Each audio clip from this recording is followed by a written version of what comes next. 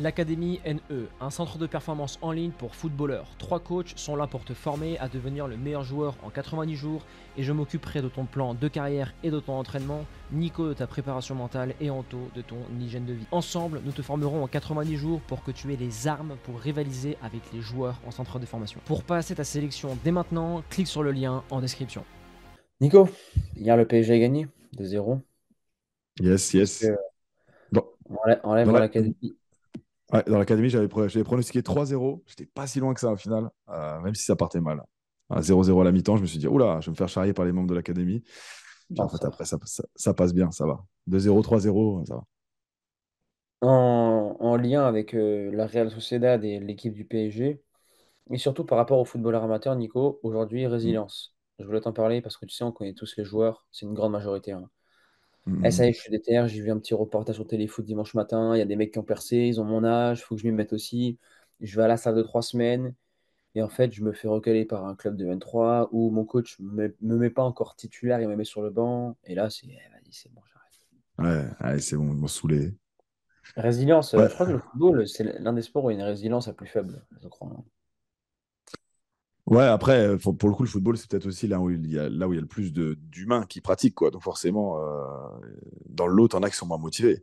Mais en fait, quand tu parles de résilience, moi, c'est ça, ce qui me vient tout de suite, c'est les attentes. Ça veut dire que si tu fais on l'a déjà dit, hein, si tu fais des actions qui sont censées donner des résultats rapides, genre, j'ai été à la salle pendant 3 semaines, comme tu dis, et je suis pas titulaire, vas-y, c'est bon, j'arrête.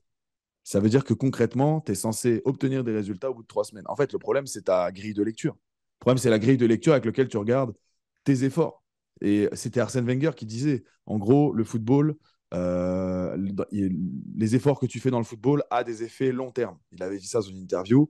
Donc, en gros, toutes les progressions que tu peux viser, c'est long terme. C'est pas la semaine prochaine. C'est long terme. Dans le football, c'est peut-être 6 mois, un an, tu vois. Donc, tu vas commencer à avoir vraiment les résultats du travail entrepris, la quintessence de ce que tu as fait au bout de 3, 4, 5 mois. Mais c'est pas en 2 semaines. Tu peux avoir des déclics. Mais faut pas attendre ça. Un déclic, c'est bien, tu vois. Mais c'est pas un truc que tu peux être en droit d'attendre. Ah, je veux avoir un déclic. Non, mise plutôt sur le long terme. Et en fait, tous les gens qui manquent de résilience, pour moi, c'est des gens qui sont trop court-termistes dans leur tête, dans leurs efforts. Ouais, si tu espères avoir. C'est comme si, voilà, je veux avoir une bonne relation avec un tel, bah vas-y, c'est bon, j'ai organisé, je sais pas, au lycée, par exemple, je lui ai dit de venir manger à ma table. Ah bah c'est, on n'est pas meilleurs potes. Bah non, t'as fait un repas avec lui, genre c'est pas ton meilleur ami. Le meilleur ami, c'est vraiment, t'as vécu des bons, des mauvais moments, des trucs sur le long terme, tu vois. Donc un gars ne viendra pas ton meilleur pote sur un repas avec lui. Et bah un objectif de football, c'est pour ça qu'il faut toujours qu'il y ait 3 dimensions, court terme, moyen terme, long terme. Le court terme, c'est vraiment des trucs très faciles, très accessibles. Mais devenir titulaire sur le court terme, si tu es vraiment loin de l'être, non, mise plutôt sur le long terme, parce que là, le problème, c'est l'attente que tu as créée. Pour moi, c'est ça. Toi, comment tu vois le truc, du coup? C'est très simple, Nico. Le, il y a un je veux tout et tout de suite. Alors, il y a deux choses que j'ai remarquées dans le footballeur, c'est le manque de résilience par rapport à l'atteinte des différents objectifs, mais le manque de résilience par rapport, un manque de résilience par rapport au. Tu sais, c'est quand le joueur sur le terrain, il réussit pas à deux, trois passes. On a souvent ça dans l'académie. Si je réussis pas ma première passe, je suis pas dans mon match. Mais t'es sérieux là? Sur 90 minutes, si tu réussis pas ta première passe, t'es pas dans le match. Tu sais, un joueur de tennis, quand il rate son premier service, il en a un deuxième, il en a pas un troisième, mais il se rattrape après sur le cours du match. Et ils sont habitués à ça, ils sont rodés. Et le footballeur, sur le terrain, ne veut pas se donner une seconde chance. Il va avoir une copie, tu sais, Ouais, je sais pas si je l'ai dit dans l'académie ou je l'ai dit dans un podcast, mais quand j'étais petit, je dessinais beaucoup et j'avais une pile de feuilles à côté. ouais, tu Et l'avais quand je dit. Ouais. dessinais, je dessine, je rage. Et en fait, il faut que tu aies qu'une seule feuille et avec ça, tu apprendras à faire les choses. Et pour parler de résilience, euh, la résilience, dont tu disais, Nico, là c'est vraiment décousu ce que je dis. Je suis un peu, ça m'a perturbé parce que mon frère il faisait un peu de bruit à côté. Oui, ils veulent tout et tout de suite, les attentes. Il y a deux types de joueurs. Les attentes, quand elles sont rapides et qu'il n'y a pas de patience, c'est que le joueur est senior. Il sait qu'il lui reste 2 3 ans, et là, c'est pas de la Mm. résilience qui lui manque, c'est frérot, t'avais qu'à faire le travail avant, c'est ton dos, c'est ton problème. J'ai des Ouais. joueurs, parfois, j'en avais dans l'académie, ils ont 23, 24, 25 ans, ils me disent Antoine, je joue en district, demain, il faut que je signe en 23. Je lui dis que ça n'arrivera pas. Et le mec me dit, autrement dit, le mec, limite, s'il m'insulte, ouais, tu crois pas en moi, ouais, t'es sérieux, ton truc, c'est de la merde. Non, non, c'est pas que l'académie, c'est de la merde, c'est que je ne suis pas un magicien et je ne suis pas un vendeur de rêve. Tu peux pas, à Hmm. 24 ans, en partant de district, devenir footballeur professionnel. Et je C'est connais un le travail football à aussi, faire. c'est Et ça. comment? Et je connais le football, donc il y a un moment donné où la réalité, moi, je la connais. Toi, tu es dans ton illusion, mais moi, je connais la réalité. Donc, Oui, et ce n'est pas surcoté ou ne pas croire en la personne qui est en face. C'est juste que quand Mbappé dit: «Je veux devenir le meilleur joueur du monde», c'est toi qui le dis souvent, Nico, il y a des signes avant-coureurs. C'est qu'il joue dans les grandes divisions, le type se rapproche des meilleurs joueurs du monde, il a gagné la coupe du monde. Voilà, il est ouais, vraiment, au devant de la scène et au niveau des attentes, quand tu demandes à chaque joueur qui sont devenus aujourd'hui footballeurs professionnels, avant de signer leur premier contrat pro, ils ont minimum 5 à 10 ans de bouteille, hein. ouais. Et puis, en fait, il y a plein de joueurs qui peuvent se permettre de dire ça, par exemple, parce qu'ils sont déjà en centre de formation, parce qu'ils sont déjà, tu vois, en fait, ils sont déjà sur une timeline où tu te dis, OK, la suite, ça peut être ça. Alors que quand tu n'es même pas encore sur la timeline, que tu es en train d'essayer de l'attraper, cette timeline, tu vois, tu prends un chemin de côté pour essayer de rejoindre le cours de la vie qui fait que peut-être tu peux devenir pro, il faut déjà essayer de se rapprocher un peu de cette timeline. Donc forcément, la résilience, dans ces cas-là, elle peut venir de, voilà, je suis en district, je vais aller en N3, bah, je me fais un plan. Et peut-être que le problème de rapidité qui se dit, c'est que moi, lui, il s'imagine finir en Ligue des Champions. Tu vois ce que je veux dire? Donc forcément, il se dit, la N3, il faut que je l'atteigne vite. Nanani, nanana. Alors que peut-être que, et moi je le dis à plein de joueurs, les gars, je vous jure que si vous voulez faire une carrière de footballeur, que tu es en district, en régional, et qu'au final tu joues en N3, en N2, mais il y a des joueurs qui sont très épanouis dans ces. Je veux dire, tu as fait une carrière en N3, en N2. Je dis pas que c'est la carrière dont tu rêvais, mais ça joue au foot, hein, les gars, en N3, N2. Ça, tu vois ce que je veux dire? Il y a des gens qui. Bah, t'es un peu payé, tu vois, tu sais, as la vie du footballeur. Après, c'est sûr que tu n'auras pas le salaire des mecs de Ligue 1, de Ligue 2, on est d'accord.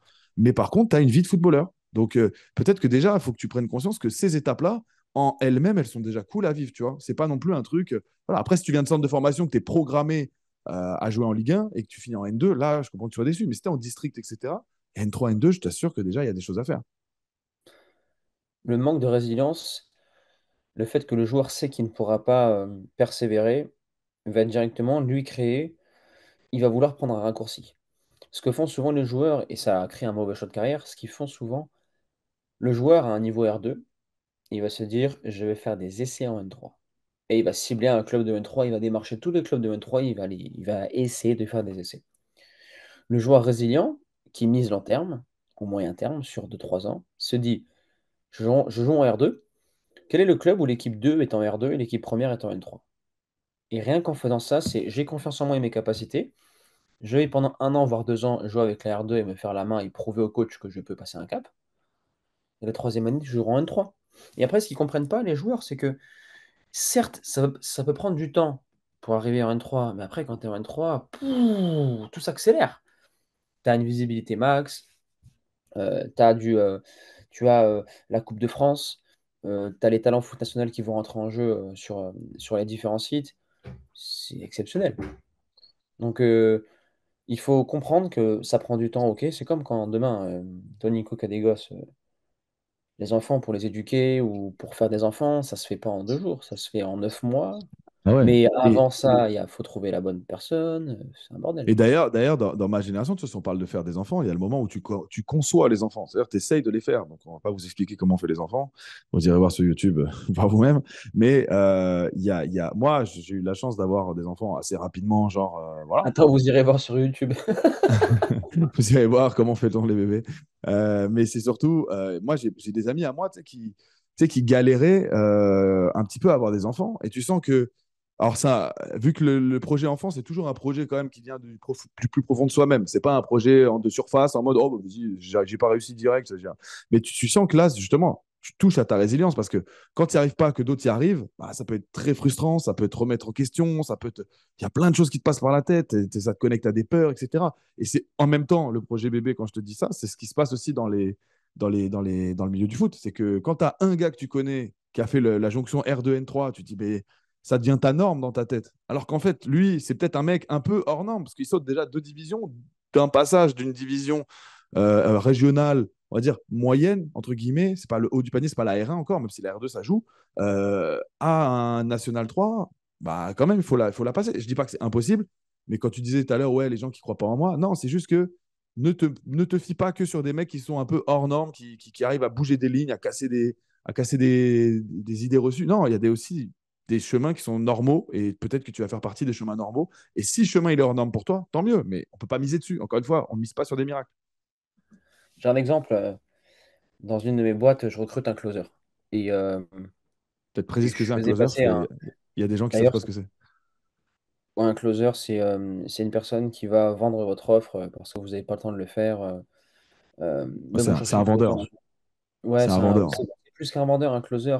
C'est un commercial, quoi.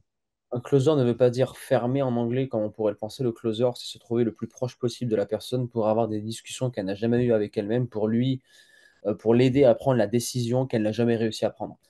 Et, Ouais. euh, Bah, et le closer, tu vois, j'étais en entretien avec trois mecs en même temps, avec toute l'équipe, et je demande, voilà, aujourd'hui, si je te prends pas, si aujourd'hui je te prends pas et que tu étais le CEO, tu prendrais qui? Et le closer dit, écoute, déjà, moi je te le dis, et si tu me prends pas, tu fais une erreur. Et ça me fait penser à tous les joueurs qui disent, écoute, si tu me prends pas, tu fais une erreur, moi je suis vraiment chaud, etc. Si tu me prends pas et que tu n'as pas confiance en moi, ça veut dire que tu me négliges. Pause. Je l'ai noté en plus la question, parce que là je vais la poser aujourd'hui. C'est ok, si par exemple je te fais confiance, là je vais faire la métaphore avec le footballeur. Ok, si par exemple je te fais confiance et que je te prends en tant que closer et que ça marche pas dans un mois, ça viendrait d'où? Pour voir le niveau de conscience du mec. Pour éviter qu'il dise ah, c'est de ta faute, tu m'as pas formé. Le mec va dire bah, si dans un mois ça marche pas, c'est de ma faute, j'ai pas été assez performant. Et quand on pose la question au joueur, d'accord, mais demain tu dis que tu veux tout niquer, que tu vas travailler fort, mais qu'est-ce qui se passe si je te fais pas jouer au bout d'un mois? Tu mm, vas faire mm. comme tous les autres, tu vas dire ah, le coach c'est un bâtard, le coach vas-y il croit pas en moi, c'est un pistonné, etc. Il connaît rien, ou tu vas te dire écoute, dans la vie, il y a des joueurs qui jouent à ton poste qui ont travaillé pendant un an avant d'être titulaire, donc tu vas accepter d'être remplaçant et tu vas continuer à te battre. Quel type de joueur es-tu? Parce que c'est bien beau, hein. Tu sais combien de fois j'ai entendu des mecs dire ouais, je suis vraiment déter, blablabla, prends-moi dans l'académie. Et je regarde son programme et ses stats. Le type, au bout de 2 semaines, il s'entraîne plus, tu vois. Et quand je Ouais, leur bah, demande pourquoi tu t'entraînes plus, qu'est-ce qui se passe? Eh, vas-y, le coach, il me fait pas jouer. Il y a toujours des trucs. Je lui dis, t'es sérieux là? Au bout de 2 semaines, t'abandonnes. En fait, tu veux vraiment pas devenir un joueur de haut niveau. Il y a un truc qui bloque. Revois tes standards ou revois la personne que tu es. Tu sais, chez les militaires, ils font des longues marches de 50 km et ils repoussent la machine.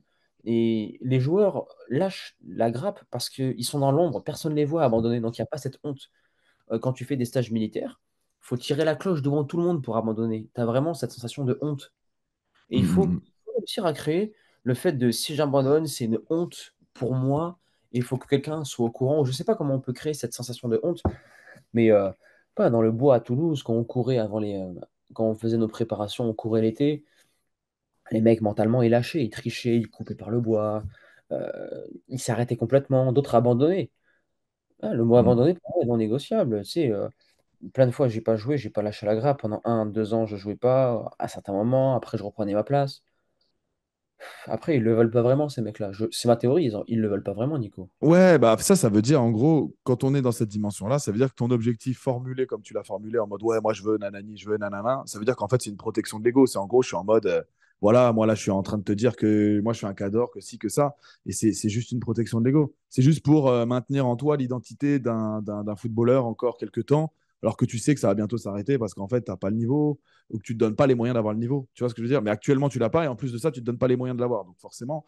Voilà. Et aussi, le footballeur, par ego, justement, il a beaucoup de mal à admettre que quelqu'un d'autre est plus fort que lui.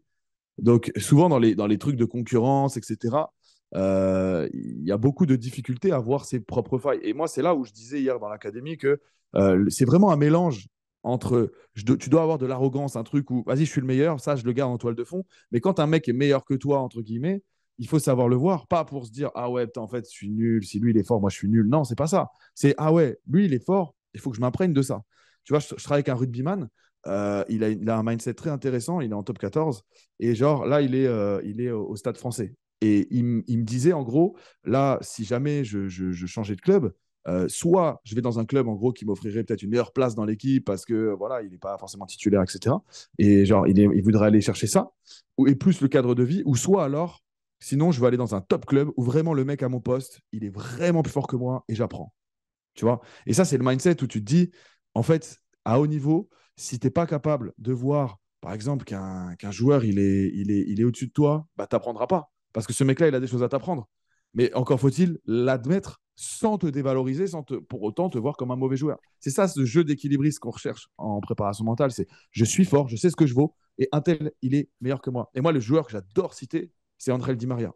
André Di Maria, il a Messi dans les pattes depuis le début de sa carrière. C'est-à-dire que le mec, enfin, pas le début, mais tu vois, genre, il est argentin comme lui, il est gaucher comme lui, il est joueur créatif comme lui, il a une bonne frappe, une bonne figure. Bref, ils ont le même profil. Ils n'ont pas tout à fait le même style de jeu, mais ils ont le même profil. Et André Di Maria, toute sa vie, il a Messi devant lui, qui est juste à peu près le même profil que lui, mais en 8 ballons d'or. Je l'ai déjà cité cet exemple-là, mais il y a un moment donné, au moins, André Di Maria, je trouve que c'est un modèle de résilience, d'estime de soi, de je sais ce que je Giroud, hein. vaux.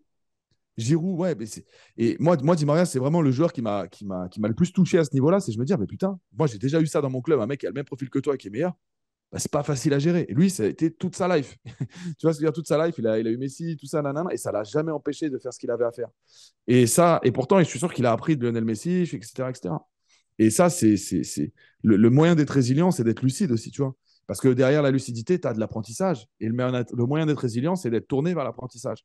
Parce que la résilience, c'est pas l'ego. L'ego, il va être numéro un vite. Ça, c'est spontanément, il est comme ça. La résilience, c'est une autre partie de toi qui, elle, se tourne plus vers l'apprentissage, vers qu'est-ce que j'ai à apprendre, et qui, du coup, mise sur le long terme, parce que tout ce qu'elle veut, elle, c'est être un meilleur footballeur, cette partie-là, c'est être un meilleur footballeur à la fin du compte. Et te dire, j'ai progressé, j'ai passé mes blocages, j'ai dépassé ce que j'avais à dépasser. Et c'est ça la résilience quelque part. C'est de ne pas se fier à son ego qui lui veut tout vite. Parce que l'ego, oui, bien sûr, quand il a la honte maintenant, il se sent très mal. Mais les mecs résilients, ils ont la honte maintenant, ils ne se sentent pas très mal parce qu'ils se disent, t'inquiète pas, demain, je vais être bon, je vais être là, je vais apprendre. Et voilà. Et l'une des problématiques dans le football amateur, c'est les non-dits. Les coachs sont des. Je sais pas comment t'es, Nico, mais pour moi, les coachs dans le football amateur sont des lâches. Ils ont peur de dire les choses. Concrètement, dans les yeux, écoute, Nico, aujourd'hui, t'es claqué. Bon, avec les formes, hein. T'es claqué, le mec à ton poste est meilleur. C'est la vie, c'est comme ça, je te le dis dans les yeux. Parce que les joueurs, les pauvres, ils s'inventent des scénarios. Parce que les coachs Ouais. ne leur disent pas la vérité. Ils savent réellement pas pourquoi ils ne jouent pas. Oui, coach, pourquoi Mmh. je ne joue pas? Déjà, la question est mauvaise. Ah, mais attends, mais ça arrive, tu fais tes preuves, c'est nouveau, tu comprends, lui. Coach, comment pourrais-je retrouver ma place de titulaire? Et là, il peut pas s'échapper sur un comment. Bah écoute, il faut que tu bosses ça, d'accord. Et qu'est-ce qu'il faut que je bosse? Parce que lui, j'aurai ma place. Qu'est-ce qu'il a de plus que moi? Ah, il a rien, coach. Ça n'a pas de sens. Si j'aurai ma place, c'est qu'il a quelque chose que je n'ai pas. Quel est ce quelque chose que je n'ai pas que lui a? Il a Mmh. ça. Ah, ok, là on commence à. Ok, il me manque ma qualité de centre et de la VMA sur le côté. Ok, comment pourrais-je l'améliorer? Est-ce que vous avez des tips, coach? Et là, on fait travailler le coach. Ok, mais tu pourrais faire ça à l'entraînement, tu pourrais faire ça, ça marche. Et après, pour comprendre, tu dis pas, oui, coach, si je fais ça, en combien de temps je peux devenir titulaire? Non. Tu dis, coach, aujourd'hui, dans vos plans, comment vous percevez la chose? C'est un titulaire ancré ou il y a possibilité que j'aille le bousculer? Et répondez-moi de manière franche, pas pour me passer une pommade, hein. Répondez-moi de manière franche. Et là, elle va te dire, écoute, par rapport à ce joueur, il est ancré, je compte vraiment sur lui, c'est un pilier important. Là, tu sais que ça va être chaud et qu'il va falloir faire ta Mmh. saison, mais à la fin, changer de club. Mais au moins, tu es Ou alors fixé. être attentif au mercato qui arrive, quoi. Oui. Où est-ce que ce gars-là va bouger? Mais tu es fixé. Et c'est comme ça qu'un joueur, il peut arrêter de se faire des plans sur la comète. C'est comme avec une nana. Si tu sais pas si elle va te friendzone ou pas, etc. Tu sais, moi, j'ai jamais été friendzone parce que j'ai toujours posé la question à la nana, où je l'ai indirectement compris. Écoute, moi, la métier fait garçon, je n'y crois pas. Boum. Je sors le truc, c'est fait. Et je voyais, de toute façon, tu le vois dans son regard, dans son intention, etc. Faut- tu- tu- c'était, c'est une règle qu'on a avec Flore. On ne va jamais se coucher avec un non-dit. C'est interdit. Parce que le non-dit, quand tu vas te coucher, déjà, tu dors mal. Et ensuite, le lendemain, tu te crées des scénarios qui peuvent créer des embrouilles bêtes. Tu sais, Mmh. c'est avant de dormir, elle a vu un Reels d'une nana, mais elle croit qu'en fait, c'est nana que tu stalks, alors que c'est tout simplement un pote à toi qui t'a envoyé ça pour rigoler. Tu sais, les incompréhensions entre un coach et un joueur et entre une femme et un homme, elles vont tellement vite, Nico. Et derrière, ça crée des incohérences, des incompréhensions. Et c'est pour ça que des joueurs deviennent toxiques pour le club. Mais je pense qu'avant tout, c'est le coach qui l'est. Un coach, quand, quand il laisse couler, quand il est gris, tu vois, il n'est pas blanc ou noir, le Ouais, joueur le ouais. plus. Et à 15 ans, ils n'ont pas cette intelligence-là émotionnelle, les petits. Ouais, non, c'est clair, c'est clair. Après, c'est pas facile. Moi, je sais que en tant que coach, je mets un point d'honneur à ce que quand un joueur vient de me poser une question, je leur ai dit, dès que j'ai été intronisé, je leur ai dit, moi, les gars, vous pouvez me demander, venir me demander pourquoi vous jouez pas. Par contre, si vous venez, je vous dis la vérité. Ça veut dire, en gros, je te dis clairement ce que je te reproche. Et je me suis vu dire à des joueurs, écoute, un tel, il est au-dessus de toi. Voilà, un tel, il est plus fort que Comment toi ils le là-dessus. prennent? Bah, franchement, plutôt bien, hein. Franchement, plutôt bien. Voilà, je pense que voilà. Après, j'essaye vraiment d'instaurer ce climat de vérité. Voilà, parce que je sais que j'ai peut-être des joueurs qui me regardent, donc ils vont se dire, ah, il dit ça, et puis en fait, lui, voilà, il va. Mais c'est toujours de l'incompréhension, en fait. Je pense que, comme tu as dit, moi, je sais que je mets la vérité, mais je sais que je pense que quand je pense à certains joueurs, que ça n'empêche pas l'incompréhension.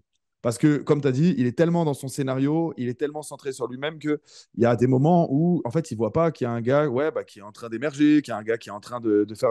Ça fait 2, 3 semaines qu'il est bon à l'entraînement, qui mérite son tour. Parce que toi, ça fait 2, 3 semaines que tu es un peu moins bien. Tu vois ce que je veux dire? Donc, moi, j'essaie d'être attentif à ces dynamiques-là. C'est pas si évident que ça, hein. Parce qu'il y a des joueurs sur qui tu as tiré des conclusions et c'est toujours compliqué de bouger des images que tu as de joueurs. Ça, c'est vraiment la grosse difficulté. C'est comment je peux. J'ai fait une mauvaise première impression, comment je peux changer ça? Bah, il faut être radicalement différent, il faut être radicalement meilleur sur là où tu as montré Ouais, j'ai un exemple, c'est Nabila. Tu sais, Nabila, elle avait une image de marque avant, très vulgaire, et maintenant, elle a lissé la chose pour se faire voir d'une autre façon. Elle a quand On même l'aperçoit poignardé son copain, toujours, on l'aperçoit toujours d'une certaine façon, mais dans les faits, les personnes qui découvrent Nabila la voient d'une façon différente, alors qu'en fait, c'était une jeune de télé-réalité hystérique qui a planté son mari et c'était quasiment une femme de joie, tu vois. Et, euh, et aujourd'hui, maman, elle est hein. Ouais, ouais. douce, Elle a elle évite changé de son s'exprimer image. comme elle s'exprimait avant, elle est moins vulgaire dans son maquillage. Je pense qu'elle a dû réduire ses implantations mammaires. Tu vois, c'est lisse, c'est plus discrète. Mais Ouais, c'est long, hein. C'est long. C'est pour ça que quand votre coach voulut. Il y a une phrase qui dit on n'a pas de seconde chance de faire une bonne première impression. ouais. Et quand tu sais ça, tu sais, Mais en général, dans le foot, c'est fatal parce que la première impression, souvent, à ce niveau-là, c'est des essais. C'était en c'est train de faire c'est- un c'est essai, ça, tu là. vois. Dans le football, c'est hardcore, hein. Quand t'es grillé aux yeux d'un coach, tu vois, pour moi, Ryan Cherky, toute ma vie, ça sera un branleur. Et je sais pas Ouais. s'il pourra shifter. Parce que même dans son langage corporel en dehors du terrain, Ah, le type, il tape la démarche comme ça, tu sais. Ryan Peut-être que Cherky, tu peux bien. il a bouffé beaucoup de jokers, hein. Tu vois, par exemple, c'était Ouais, à 6 mois ou un an, le PSG s'intéressait à lui. Je pense qu'après cette saison, déjà le PSG, il dit vas-y, je passe mon tour. ça. Les clubs qui commencent à s'intéresser à lui, c'est voilà. Et je pense que c'est le genre de club qui va finir dans des clubs qui aiment bien relancer des joueurs du style Galatasaray, Fenerbahçe, des mecs qui aiment bien tu sais, aller chercher ce genre de joueurs-là, tu Ouais, sais. les Tanguy Ndombele Euh, qui sont en surpoids, qui jouent là-bas, ils sont bien payés, Ouais, hein. non, mais des fois ça marche, hein. Genre, ils ont relancé Drogba, Schneider. Enfin, tu vas relancer Drogba. Il n'a jamais eu besoin d'être relancé. Mais je veux dire, ils ont donné une seconde vie à Drogba. À Anelka aussi, il l'avait relancé à Fenerbahçe. Non, mais Des tu te fois rends ça compte, marche. Nicolas? Ils Mais ce que avaient je veux dire, c'est 30 que. balais, ces mecs-là. Et Ouais, Cherki, il a ouais. même pas commencé sa carrière encore. Enfin, il a commencé, mais il lui reste 10 piges encore. Ouais. Et Yanis aussi, à un moment donné, qui était dans ces trucs-là. Ils aimaient bien aller chercher le joueur qui n'avait pas fonctionné, mais qui a du gros temps. À un moment donné, Nice, ils étaient là-dedans. Alors, ils ont un peu changé leur fusil d'épaule maintenant. Mais il y a des clubs comme ça. Et Cherki, moi, maintenant, je le vois totalement aller dans un club comme ça. Ou alors, on va voir, hein, on va voir. Hein, parce que le football, il est encore jeune. Hein, il est encore jeune. Donc, il y a encore des gars qui peuvent se miser sur sa valeur marchande en se Ah, il disant, est il encore suffit qu'il jeune. fasse une ou deux bonnes saisons et en fait, sa valeur, elle explose, quoi. Mais par contre, c'est sûr qu'il va passer rapidement un âge, Ryan Cherki, où bah, sa valeur, elle sera plus intéressante aux yeux des clubs. Parce que là, si tu prends Ryan Cherky, tu le fais exploser, bah, tu sais que sa valeur, pouf, elle explose. Si dans 2, 3 ans, si c'est le cas, s'il explose, est-ce que sa valeur, elle va exploser? Parce que je ne sais plus quel âge mais ça sera déjà moins. Ça montera moins haut le prix. Donc, si juste pour la transaction, en tout cas, il ne sera pas si intéressant que ça. Donc, il faut qu'il aille vite à son meilleur niveau, parce que sinon, ça va être compliqué. Le Effectivement. Mais comme problème tu de as dit, Cherki, c'est la que première impression, tu l'auras toujours à vie, hein. Tant qu'il n'aura pas radicalement changé, tu l'auras toujours. le problème de Cherki, c'est que son point fort rend ses autres qualités faibles. Son point fort, c'est balle au pied, il élimine qui veut en un contre un, il a une bonne qualité de finition. Mais le problème, c'est que en étant très bon en un contre un, il aime beaucoup tricoter, ce qui fait que tactiquement, il est jamais dans le sens du jeu ou il est jamais dans le bon timing. Au lieu de remettre en une touche, de se projeter vers l'avant sur un contrôle, il va contrôler de haut jeu, il va faire une petite semelle comme ça, il va maîtriser avec le bras pour essayer de se retourner au lieu de mettre en une touche remise, je me décale et je pars en Mm. profondeur chercher le troisième homme. On l'a analysé ça avec Marc, qui est d'ailleurs fan de l'OL, hein, donc il sait de quoi il Ah là parle et là, il le cherche tous les pauvre, le week-ends. pauvre. Les gars, si vous êtes en live et que vous êtes fan de l'OL, les gars, Bah, le l'OM pauvre. aussi, hein, les deux, hein. Ça, ouais, l'OM aussi. Ça remonte à l'OL, c'est bien, mais ça a quand même été une bonne galère et ça va pas être fini, je pense, totalement, hein. Il faut, voilà, vous finirez Tu pas sais, en Coupe l'OM, d'Europe, etc. Ça va être sale saison. l'OM, c'est un club étoile filante. Ils font toujours une partie de saison, un moment où ils peuvent aller en finale de l'Europa League, où ils sont champions d'automne, où ils sont bons, tu vois, ils enchaînent bien, mais c'est jamais sur le long terme, l'OM. C'est une étoile filante, ce club. Ouais, et puis regarde, moi, ce qui m'a énervé à l'OM, c'est que genre, il se passe un truc avec Tudor, etc. Tu vois, et après, Tudor il est plus là l'année d'après, on recrute un autre gars, et tu vois. En fait, c'est ça, Bon, en j'ai fait, envie t'as de te dire, l'impression que le PSG, c'est pareil, hein. Ouais, bah non, mais c'est d'ailleurs En termes de de là que club, hein. viennent les Pas en problèmes termes aussi, hein, de tu club. vois. Non, mais tu vois, moi, je suis le premier à dire, moi, je suis pour le PSG, mais je suis le premier à critiquer ça aussi, tu vois. À un moment donné, il y a toujours ce moment où l'effet lune de miel, il est passé avec le coach. Et t'as ce truc où, bah, du coup, il faut le virer. Bah non, mais l'effet lune de miel, les gars, ça dure un temps. Oui, le coach, il est, ah là là, il fait tous les bons choix. Puis un jour, bah, tu remarques qu'il fait pas tous les bons choix. Mais c'est normal, c'est un être humain. Mais tu crois que Pep Guardiola, il a fait tous les bons choix, que Jurgen Klopp, il a fait toujours tous les bons choix? Bah non, il en a raté. Mais il y a un moment donné où c'est aussi aux supporters. Tu vois, moi, il y a un truc. Par exemple, je regardais des analyses du PSG d'hier, du match d'hier. Et c'est là où tu vois qu'il y a des biais des fois qu'on se met dans la tête. Parce que je regardais, c'est un Amadi que j'adore, l'immigré parisien, la chaîne YouTube l'immigré parisien, que j'adore, mais et qui est très très juste dans ses analyses. Et hier, il fait une analyse où en gros, il dit, en gros, je trouve que Paris, on a manqué la première mi-temps, c'était catastrophique, et deuxième mi-temps après, on s'est relevé. Et l'analyse, elle est juste en soi. Mais moi, ce que je veux qu'on se dise, c'est justement résilience. C'est là, si le Real Madrid avait fait le même match en Champions League, on aurait crié au génie. Ouais, les mecs, c'était pas bon en première mi-temps, puis finalement, ils gagnent quand même. Putain, c'est un grand Oui, club, hein, c'est le vrai que Real, tu etc., vois etc. vraiment ces deux paradigmes, quoi. C'est une Et nous, t'as nous en France, perspective. on voit une équipe qui se fait un peu balade. Mais les gars, c'est la Champions League. Lens, ils ont tapé Arsenal en Champions League. Il y a des moments où c'est la Champions League. Il n'y a aucune équipe qui va te faire de cadeaux, qui va venir tranquille. Non, ils viennent au parc avec des intentions. C'est le minimum en Champions League. Tu vois, c'est les mecs, on est en huitième de finale. Alors, Et nous, en France, on est en mode, ah ouais. Et après, c'est à juste titre, il y a des axes de travail, etc. Mais on s'est fait bouger. Ça veut dire que le match, il n'est pas assez bien, etc. Mais le Real Madrid, par exemple, c'est le genre de truc, ils en ont rien à foutre. Résilience. Première mi-temps n'a pas été bon. À la fin, on a gagné 2-0. Salut les gars, c'est nous, c'est des grands clubs. Bayern Munich, c'est pareil, ils peuvent puer la merde. Là, ils ont perdu 1-0 contre la Lazio. Nous, en France, ça serait une tempête. Le PSG a perdu contre la Lazio, nanani, nanana, c'est pas normal. Mais le Real Madrid, le Bayern, je pense qu'ils se disent tout de suite, on verra au match retour. Et ces grands clubs-là, ils sont pas programmés pour forcément que faire du beau jeu. C'est pas la maîtrise du jeu qu'ils veulent. C'est un moyen, la maîtrise du jeu, le moyen de gagner. À la fin, s'ils ont gagné, ils se disent, les gars, on a fait notre taf. Et nous, en et France, on va être aussi, là toujours à voir le verre à moitié vide. Ah putain, on n'a pas été bon. c'est Mais le je te manque de jure, ce respect serait, aussi, ça, je crois, hein. ça serait le Real, on aurait crié au génie hier sur le match d'hier. Putain, ils se sont fait bouger, ça a été dur, et puis finalement ils gagnent 2-0. Ah, grand club. Et le PSG, on est là, ah non, c'est pas assez, on n'a pas dominé tout le match, c'est pas normal. Non, c'est pas ça. Résilience. Même quand ça va pas, temps faible, on se met derrière, etc. Bref. C'est un manque de respect envers la Sociedad. Tu sais, vu qu'en championnat, ils sont pas très bons, c'est un manque de connaissance et un manque de respect de la Real Sociedad. Tu sais, les Espagnols, tactiquement, Ouais. c'est très sérieux. Ils ont des VMA plus élevés que les joueurs du PSG, ça court de partout, c'est une philosophie différente. Et quand tu joues un match de LDC, c'est pas un championnat, c'est un Mais événement, oui. un instant, et les joueurs sont surgalvanisés. Et la Real Sociedad, c'est pas des peintres. Faut respecter Ah, le ouais, club. ouais. Ils sont en Ligue des Non, mais Champions, donc c'est un hasard. Donc, mais voilà, c'est ça. C'est que même si c'était au-dessus d'eux, ils vont pas te rendre la tâche facile.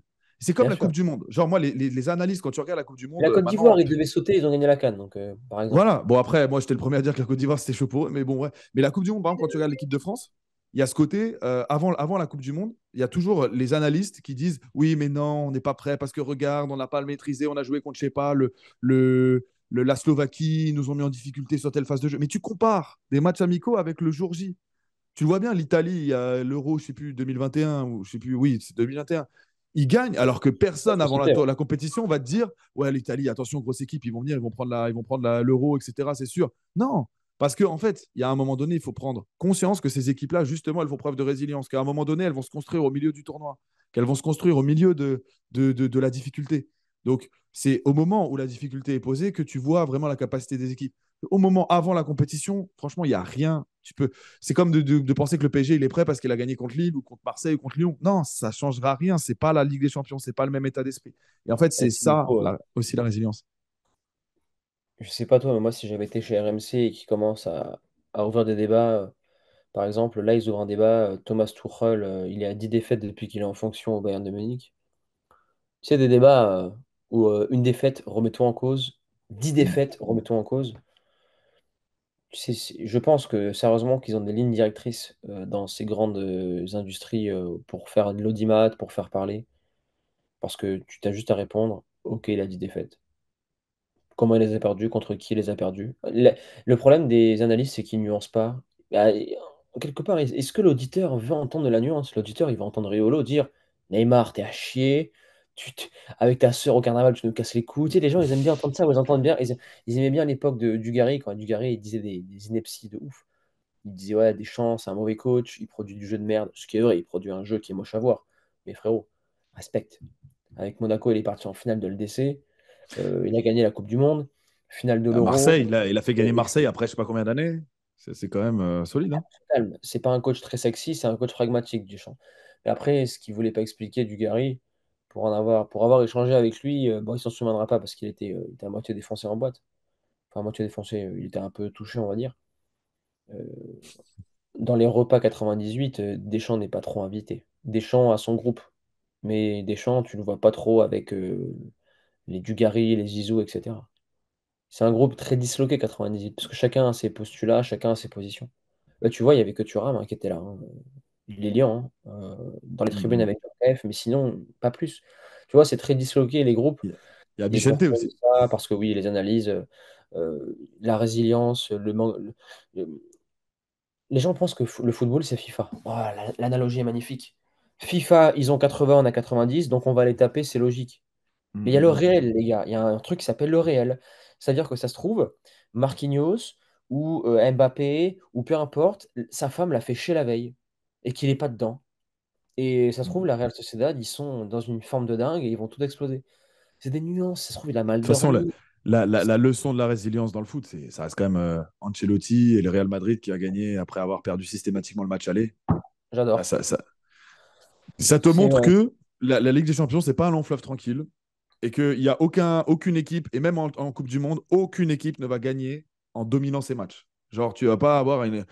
Enfin, ça va être très très rare les moments où tu vas avoir vraiment une domination outrageuse. Et la seule fois où j'ai vraiment vu ça, c'était bon, le Barça. Forcément, le Barça de Guardiola, c'était un truc de ouf. Et l'Espagne surtout. L'Espagne qui prend l'Euro, la Coupe du Monde. Et c'est même pas, ils n'ont pas dominé outrageusement l'Euro, Ils ont la pas Coupe du beaucoup Monde. marqué de C'est buts en plus. surtout, il y a un Euro où vraiment, là, c'était vraiment l'Espagne, c'était le Barça, quoi. Tu vois, concrètement, avec Fabregas en attaque, ils prennent l'Euro. Et mais Et en paradoxalement, 2012, je crois. Ou l'Euro paradoxalement, 2000. cet euro-là, ils ne mettent que 4 buts, je crois, en Oui. phase. Voilà. Ça veut dire Oui. qu'ils dominent pour finalement ne pas marquer. Donc finalement, y a aucune équipe qui va t'offrir genre la sensation de dominer ses matchs, d'être explosif, de gagner 3-0 et de gagner où ça va être une équipe, tu vois, de temps en temps. Mais c'est pas ça le paradigme de la victoire. C'est pas ça tu vois, non, la victoire dans des compétitions, que ce soit même en District 1 jusqu'à la Champions League, c'est l'équipe qui sera le plus en place, qui sera le plus capable d'encaisser des temps forts, des temps faibles, tu vois, de jouer avec ça, d'avoir faire preuve de résilience, de moments où ça va pas, de ressortir de l'enfer, entre guillemets, pour aller chercher une victoire, un point, etc. C'est ça vraiment qui fait les victoires, c'est ça qui fait que il se passe quelque chose et que l'équipe, elle peut aller chercher un trophée. C'est pas la domination outrageuse et dès que ça va pas, dès que l'effet lune de miel est passé, ça y est, ils nous ont mis en difficulté, boum, ça y est, c'est fini, il n'y a plus rien. Non. J'ai un exemple de résilience, Nico. Et pour faire une petite parallèle avec le football, hier, ça faisait quoi, 6 mois que j'ai pas couru. Et avec Flore, on commence à courir. Voilà. Et elle est vraiment très forte. On fait 8 kilomètres. Je suis largué, mais j'ai une résilience que je ne peux pas euh, abandonner. Quand je cours, je dois aller au bout parce que si je commence à m'autoriser d'abandonner, j'ouvre une fenêtre, une boîte de Pandore qui, Ouais, sur le terrain, après, va s'ouvrir. Tu sais, on me demande souvent, Antoine, comment améliorer son mental? Ce qu'ils veulent dire, c'est comment être fort mentalement. Mais déjà, sois fort mentalement dans toutes les actions de ta vie. C'est comme ça que ton ouais. mental s'améliore. Dès que je fais un footing avec Flore ou dès que je fais quelque chose dans ma vie qui est compliqué, je ne peux pas lâcher l'affaire. Je vais au bout. Ok, ça va être très dur, mais quand tu arrives au bout, Ah, c'est OK. Et chaque jour, moi, je pousse mon curseur de plus en plus haut. Les militaires le font. Avant d'être force spéciale, tu dois passer des tests pendant un an, des tests de dingue.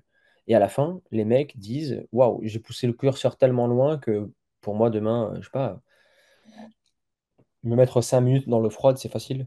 Alors que pour le commun des mortels, c'est une dinguerie. Hmm. Et c'était Benoît Saint-Denis, on en parlait. Tu sais, lui, il a poussé le curseur tellement loin durant les forces spéciales qu'en MMA, pour lui, prendre une droite, c'est rien. Et le footballeur, en termes de résilience, ils sont au niveau zéro et même le niveau 1, ils y vont pas. Faire un footing, Hmm. courir, des choses qui sont difficiles. Après, moi, c'est ma mentale. J'abandonne jamais, je suis un chien de la casse, mon gars. Moi, je lâche pas le morceau. Tu peux m'emmener, même s'il faut que je vomisse, je vais jusqu'au bout. Et c'est cette mentalité dans la vie où, quand tu as des gens qui te critiquent, que tu avales des couleuvres, ta résilience te permet de pas lâcher l'affaire. Tu sais que moi, il y a des voix de certaines personnes qui résonnent dans mon esprit, quoi, à des moments. Ok. Ah oui, oui, Et dis quoi ces voix? moi, c'est très simple. Il y a des voix des personnes qui ont dit des choses sur moi qui étaient fausses, mais je m'en sers comme booster. Une voix qui disait, une voix d'une personne qui disait, oui, Antoine, de toute façon, tu vas t'écrouler, tu tiens pas la route, t'as pas les épaules, etc. Bon, j'ai prouvé 1000 fois que je les avais les épaules, sinon je serais pas là encore 7 ans après sur YouTube. Mais parfois j'y pense, tu vois. C'est bien de réactiver. Et après, tu sais, par contre, je déteste penser à ça parce que ça me met dans un état d'adrénaline hyper élevé, Nico. Après, t'as Ah envie ouais, de. ouais, ouais. Mais tu vois, sur ce que tu racontes hier avec ta femme, d'aller faire le footing ou avant-hier, je sais plus, bref, Ah, non et que négociable, je ne peux tu pas abandonner. que tu vois que tu n'abandonnes pas, ça veut dire que là, on est vraiment sur un modèle de, voilà, de ce qu'il faut faire. Ça veut dire, en gros, là, tout de suite, cette personne est meilleure que moi, je l'avoue. Je me mens pas à moi-même, je l'avoue, elle est meilleure que moi. Humilité. Voilà. Mais par contre, je sais ce que je vaux. Arrogance, tu vois. Et c'est le mélange des deux, c'est humilité, je constate la Et on va au situation. bout. Et par contre, je vais au bout, voilà, je lâche pas, j'ai mon modèle interne qui me pousse, donc je peux pas arrêter parce que, voilà. Et c'est surtout que du coup, l'humilité que tu as eue pour voir que ta femme était plus forte que toi, ça crée en toi un plan de progression. Tu vois, du coup, c'est, ah, elle est plus forte que moi, c'est soit maintenant je l'accepte et j'abandonne, je me dis que non, bah, elle sera plus forte que moi, ou soit je refuse ce postulat, mais par contre, je mise sur le temps. Et je sais que entraînement, plus entraînement, plus entraînement, plus entraînement va faire qu'à un moment donné, je vais la suivre sur 8 kilomètres et je vais la graille sur 8 kilomètres. Mais si demain, tu demandes est-ce que tu vas la graille sur 8 kilomètres, ah, demain, ça va être un peu court. Et tu vois, on en revient au sujet du départ. Donc là, c'est comme si tu me disais dans une semaine, je veux la graille aux 8 kilomètres. Mais non, mais si elle s'entraîne depuis 7 mois, c'est mort. Tu l'auras pas dans une semaine. Tu vois ce que je veux dire? Donc, mise sur le temps. Si tu te mets un temps trop court, tu vas être dégoûté dans une semaine. Mais ça, c'est toi qui t'as inventé une illusion. C'est toi qui as inventé une vie. Tu vois ce que je veux dire? Manque d'humilité, manque de clarté. Et c'est ça, en fait, l'exemple que tu donnes, il est très bon. C'est qu'il y a tout. Il y a l'humilité, il y a le plan qui en découle, et de comprendre que, ouais, bah, si tu attends que ça se fasse demain ou dans une semaine, ça ne sera pas le cas. Tu ne la grailleras pas. Mais par contre, dans un mois, 2 mois, 3 mois, là, il n'y a pas de souci. Tu as les capacités parce que je sais ce que je vaux. Tu vois, c'est ça. Et là, tu connectes avec ton arrogance, avec ton humilité. Et la résilience, en fait, c'est un mélange de tout ça. C'est en gros, OK, il y a un plan, je vais continuer, je mise sur mon plan. Voilà. Donc j'ai l'humilité de voir que ça marche pas, mais je sais que ça va marcher au bout d'un moment. C'est ça, c'est je mise sur mon plan. Je mise sur l'avenir, en fait. Je mise sur moi, mais dans l'avenir. Et tu as dit une chose, c'est que je ne me suis pas inventé une vie ou un scénario. Je me demande ce qui crée ce scénario-là. Il y a des joueurs, parfois, euh, ils se disent, ouais, je vais percer dans 2 ans. Mais sans signe avant-coureur, sans plan programmé, Ouais, c'est une comment tu décision, fais? quoi. Je sais pas, je verrai. Ils Ouais, se je lèvent un verrai. matin, ils ont décidé. Ouais, ouais. C'est Ouais, comme si je tu verrai disais, si ouais, ça va. de toute façon, dans 3 mois, je vais gagner au loto. Voilà, c'est comme ça. Genre, ok, écoute, vas-y, montre-moi. Et tu vois, c'est problématique parce que derrière, après, ils vont se créer, ils vont rentrer en collision avec leur entourage. Parce que, par exemple, quand j'avais créé Natural Evolution, j'avais dit à mes parents mon plan. Mon père, un peu sceptique, mais qui regarde de loin et qui respecte parce qu'il voit que ça travaille beaucoup. Ma mère qui croit à fond. Et après, ils ont vu les premiers résultats et ça n'a jamais été toxique à la maison. Mais Hmm. si mon père, je lui avais dit, ouais, je vais créer ce business-là, laisse-moi du temps, et que je branlerai en retour, logique, logique. Et comment on peut faire confiance à une personne qui nous a rien prouvé? Qu'est-ce qui me dit que tu vas réussir? Enfin non, pas Et ça. Qu'est-ce qui me et dit la que tu question, vas maintenir? Et la question sur ce que tu dis, c'est comment tu peux te faire confiance alors que tu n'as rien prouvé et que tu abandonnes au premier truc. C'est normal que tu n'aies pas confiance en toi-même. Tu vois ce que je veux dire? C'est normal que tu Ah, c'est craques. ça le pire. C'est Ils que si sont tu même pas abandonnes, si confiants. tu sais que tu es capable d'abandonner, c'est pour ça qu'en vrai, au bout de 2 semaines, tu dis, ah, vas-y, le coach, il ne me fait pas jouer, c'est mort. Parce qu'en fait, tu mises pas sur toi sur l'avenir parce que tu n'es pas capable de miser sur toi sur l'avenir parce que tu t'es trop souvent prouvé qu'en fait, tu n'étais pas fiable. Toi-même, en fait, de juste toi et toi-même, on parle même pas de toi et tes parents, c'est juste moi et moi-même, j'ai prouvé que j'avais pas cette fiabilité, donc je me fais pas confiance. Donc, en fait, je sais que l'avenir, ça joue contre moi parce que je sais que je vais lâcher avant. Tu vois? Il faut aller regagner Carrément. ça. Ah, c'est pas, on est tous faits d'une façon différente et mentalement, après, pour être résilient, Nico, est-ce que selon toi, il faut avoir un besoin profond ou tu lâches pas dans tous les domaines de la vie? Moi, je pense que, bah, ouais, je sais pas, il y a des mecs après, ils lâchent pas dans tous les domaines de la vie, mais moi, je pense qu'il faut vraiment être connecté à une vision si tu veux être résilient. Il faut que tu aies une vision de toi qui soit genre, putain, cette vision, je pourrais mourir pour Parce que l'avoir, quoi, tu limite. connais le vision board? Ouais, ouais, ouais, ouais, j'en fais un aussi, Vision Board, et genre, Ah, t'en as un à la maison, t'as un truc affiché devant Alors toi? j'en ai fait un, j'en ai fait deux à la maison que j'avais affiché, mais on a déménagé, donc ils ont quitté les murs et ils commencent à dater un peu.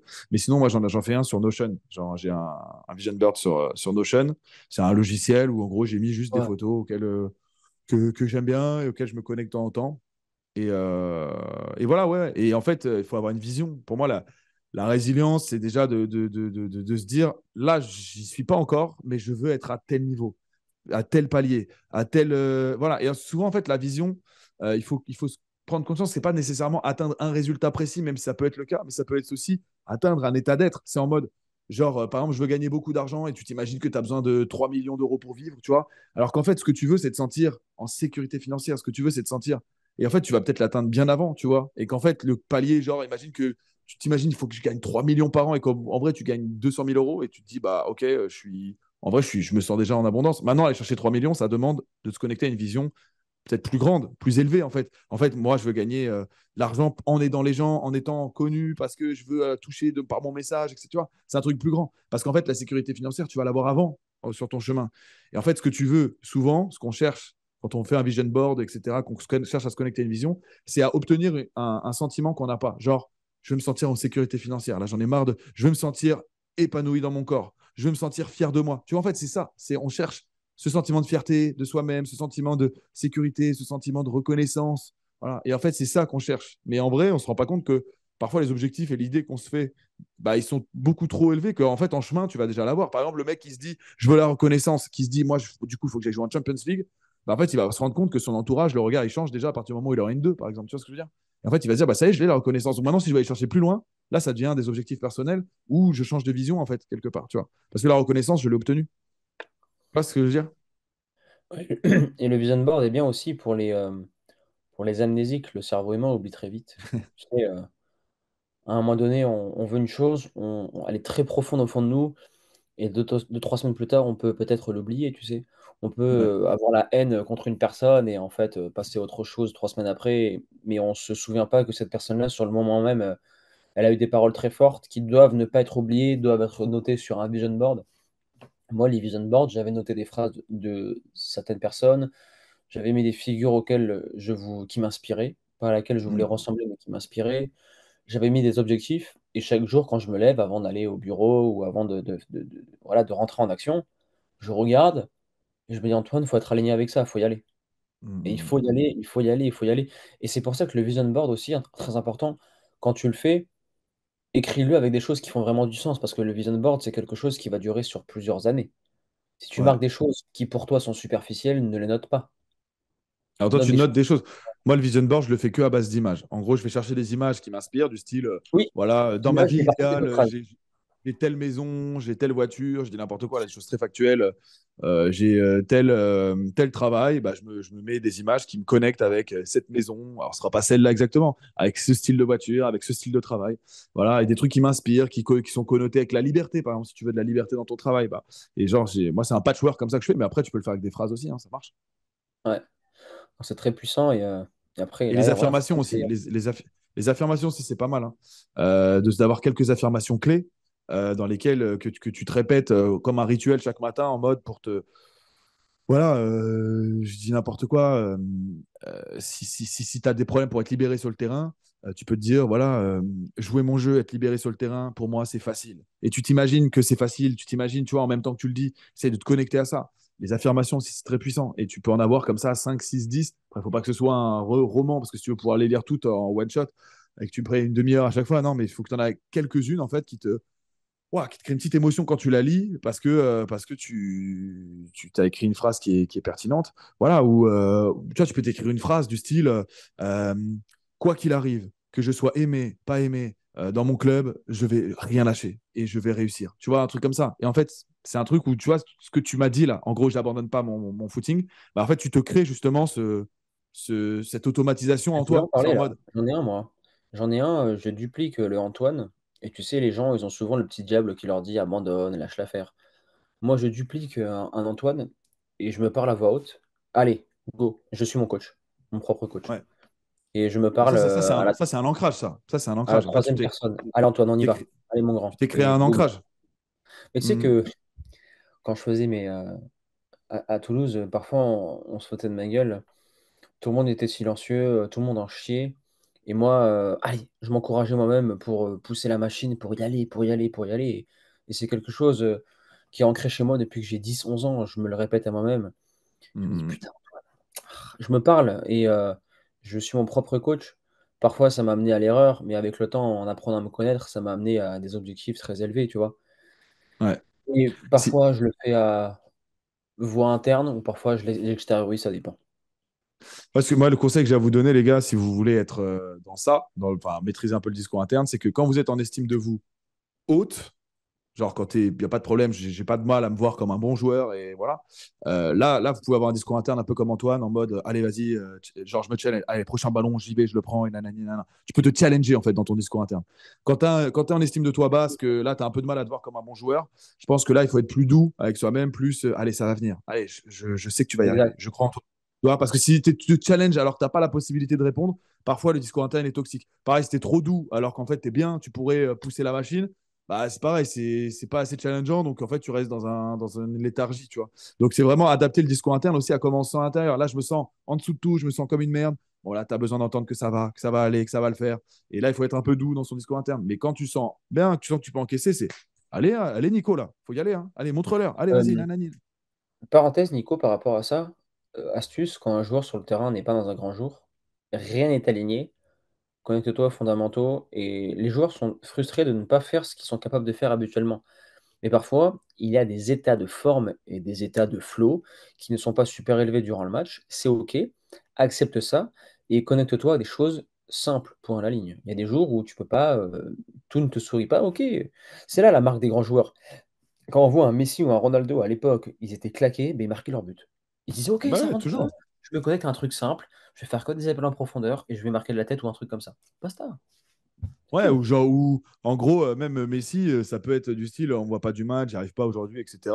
Je vais avoir une occasion, celle-là, je mets toute ma concentration, celle-là, je la réussirai. Et Voilà, voilà, et c'est là le moment où d'un coup, il ressort sa classe choisir. et le fameux plat du pied de Messi, là, tu sais, où il va chercher le soupirail là, à l'opposé, là, tu sais. Voilà, ça, c'est le but, voilà, ça, c'est le genre de truc. Je pense que quand il est pas bien, tout ça, nanana, sécurisation, allez, je vais chercher ce tir-là, je sais que le Pas maîtrise. du pied, ouais. Et voilà. Par contre, je me concentre à 200% au moment où je l'ai, boum, et là, il va chercher son but, 1-0, c'est bon, il a gagné le match. Et Ronaldo, c'est ça aussi, hein. Ronaldo, mec, il a souvent fait des matchs où à 75e minute, tu n'as toujours pas vu faire une belle action, un truc. D'un coup, il sort de nulle part, il met un but. Et même si ça se trouve, il finit ce match-là avec un doublé parce que ça y est, il est mieux pendant 15 minutes. Et que voilà, hein. Mbappé, il commence à être comme ça aussi un peu. C'est un peu la marque des grands, en fait, ce truc-là, quoi. C'est la marque des grands parce que un joueur lambda aurait déjà abandonné, en ratant, tu sais, le pas mal, surtout les attaquants me demandent souvent: «Antoine, comment je peux gérer la frustration?»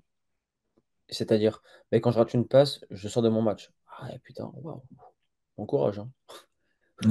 Parce que tu peux potentiellement en rater une à la deuxième minute de jeu. Donc, bah, ça veut dire que tu as 88 Bah, minutes où tu n'es pas dans ton match. et Ouais, les parce qu'en fait, attaquants, ils sont pas à rater, hein. ça, c'est des mecs qui, en général, ont une gestion des émotions qui est trop. trop instable, une concentration tournée vers le passé trop facilement, genre que t'es happé par le passé, genre en mode ah, ça y est, je fais une erreur, je repense que à mon erreur. Donc, et gestion des émotions trop instable. Souvent, il y a du stress d'avant-match, des scénarios qui ont été faits. Ouais, là, il y a tout à revoir en fait à la base en général quand tu as ce problème-là. C'est pas juste ok, fais ça et ça va. En fait, c'est un problème un peu plus profond. Mais c'est vraiment l'indicateur quand tu es comme ça que mentalement, t'es pas encore prêt à jouer ton jeu, quoi, à jouer ton meilleur football, c'est sûr. Ouais. Ben, merci Nico, on est vraiment bon là sur la résilience, sur ces différents aspects-là. On a fait le tour. Pour Ouais. conclure, moi je dirais quelque chose de très simple.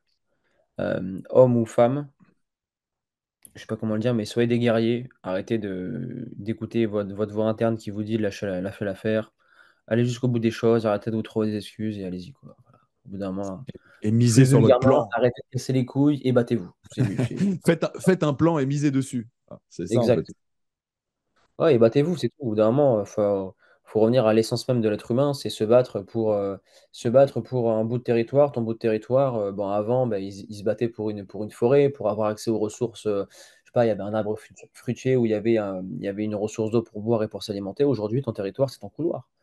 Ton couloir droit sur un terrain de football, c'est ton territoire. Donc, tu es un lion, tu es un putain de mal alpha. D'ailleurs, t'as un audio dans l'académie, c'est descendre en mode alpha.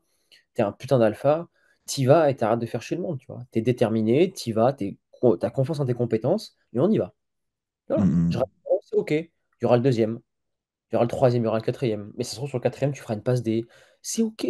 Regarde les mm, stats. mm. Tony Kroos, il est à 90% de taux de réussite sur chaque match. Ça veut dire qu'il rate 10%. Et c'est le meilleur. Ouais, c'est Et clair. allez, merci C'est clair, les Nico. gars. On se dit à jeudi prochain. Et vous avez l'Insta de Yes. Nico en description, le mien aussi. Et vous avez aussi le lien pour rejoindre l'académie, la team. On vous laisse là et on vous dit à jeudi prochain. Ciao. Ciao.